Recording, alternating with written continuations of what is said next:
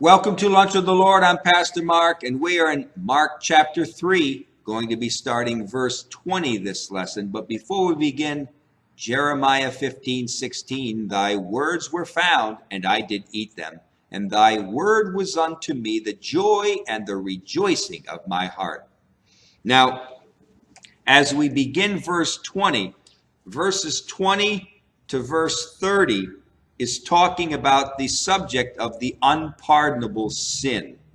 Now, let's start in verse 20, where it says, and the multitude comes together again, so that they could not so much as eat bread. And verse 21 we'll read, and when his friends heard of it, they went out to lay hold on him, for they said, he is beside himself. Now, in verse 20, Jesus comes probably to Simon Peter's house. He was at the mountain. He called the disciples to him to the mountain. He chose 12, and now it's daytime, and now they're going back to the city, Capernaum, and now they're probably at Simon Peter's house, and everybody goes. It's not just the 12, but everybody goes with him. And they're packed in this house, and they're packed so tight that they can't even eat bread now. Now, verse 21 we get into, and it says here, and when his friends heard of it. Now, this Greek word for his friends is actually three Greek words. It's hoi par auto, hoi par auto. And this phrase literally means those from the side of him. Those from the side of him. And it's referring to Jesus's family members. Jesus's family members. So, the fact that his family members are mentioned in verse 31, let's read verse 31. It says, there came then his brethren and his mother, and standing without sent unto him, calling to him. So, the fact that his family members are mentioned in verse 31, and we'll get to that in a little while, in a few lessons, would point toward them being referred to here. So when it says here in verse 21, and when his friends heard of it, it's talking about his brothers, and more than likely his mother is there. So his family members, this is who he's talking about here. So it says here, his friends or his family members, when they heard of it, they went out to lay hold on him. So his family is there, and they're there to lay hold on him. And the Greek word is krateo. And it means to take possession of, or to seize something, or to take control of something. So Jesus's brothers were intending to grab a hold of Jesus and forcibly take him. Now, you may say, we'll get to that in a minute, but so here's the picture. His brothers are there. Probably Mary is there with him, because it seems that the context of verse 20 through verse 31 is all the same time period. When you read it in the Bible, it almost sounds like two different complete periods of time. But it's believed that it's all talking about the same time period.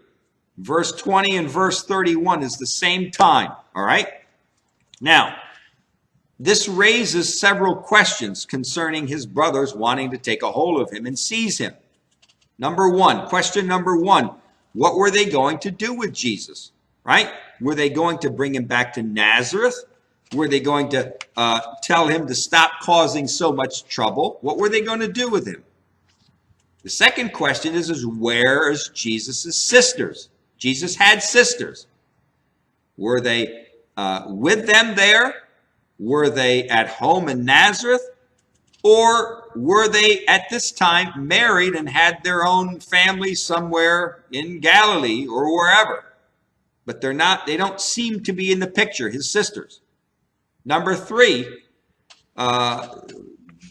it doesn't say, it says, and his friends, it implies brothers, but was Mary with them? And it seems like if this is all the same context, verse 31 is the same context as verse 20 and 21, then yes, Mary was there, all right?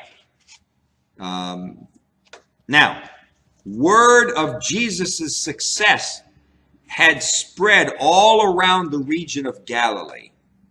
And his brothers, I'm sure, have heard of it. And they probably heard how the religious leaders were not happy. And also their own conclusion that Jesus was basically out of his mind. So they decided to go to Capernaum and to grab their big brother and to bring him back to Nazareth and to talk some sense into him. So they're going there. They've had enough. His brothers are conspiring with each other. They're probably in Nazareth or wherever they are around the region of Nazareth. And they've had enough of what Jesus is doing, the healings, and causing a lot of trouble with the religious leaders, the scribes and the Pharisees. So they're going to go up to this house, wherever Jesus is, that believed in Capernaum, and they're going to grab a hold of him and talk some sense into him. Or grab him and bring him back to Nazareth and tell him to settle down. Right? But that's the picture here. Now, because it says here, the reason why they wanted to grab a hold of him was because they said he's out of his mind. He's beside himself. Now, this Greek word for beside himself is existemi. Existemi. And it means to put something out of position, or to astonish, or to amaze. Now, in our context, it implies to be out of one's mind, or to be insane. So in the context, existemi here means they thought that Jesus was out of his mind, that he was going crazy. Did Jesus' brothers think that Jesus had gone insane? Or did they think that Jesus was so devoted to his work with enthusiasm that he lost control of his mental faculties and now could no longer think right? So did they think Jesus was insane, or did they think Jesus was just overzealous about what he believed and that they were, they needed to go and calm him down? For the first 30 years of Jesus' life, he lived he lived a quiet life in Nazareth as a carpenter with a future ahead of him. And now, seemingly all of a sudden, he leaves it all behind and is living now as a wanderer, walking all over Israel with hundreds of people following him. Maybe no one in Jesus' family could understand why this sudden change took place. Jesus, you're a carpenter. You've got a future ahead of you. And you're here, and you could have a home and everything, settle down and live like everybody else. And now all of a sudden, when he's 30 years old, he's gone. He's going down to the Jordan River, going to get baptized by John, start his ministry. And now Jesus said, no, I have nowhere to lay my head. I don't own a house. I don't own any land, anything. He says, I have nowhere to lay my head. And Jesus, for the first 30 years of his life, he was in Nazareth, and he had a future ahead of him, right? And now he's gone. He's got nothing. Seemingly, from what the brothers think, he's got nothing. Maybe Mary and Joseph had their own ideas about what they were told about this baby that would be born to them. His brothers probably wanted to just take Jesus to a safe place where he could continue in his delusions without harming himself or other people. But Jesus is causing a lot of problems. The opposition was just beginning. The scribes and the Pharisees were just beginning to get agitated with this man called Jesus, who's going out and healing people and disobeying on the Sabbath day.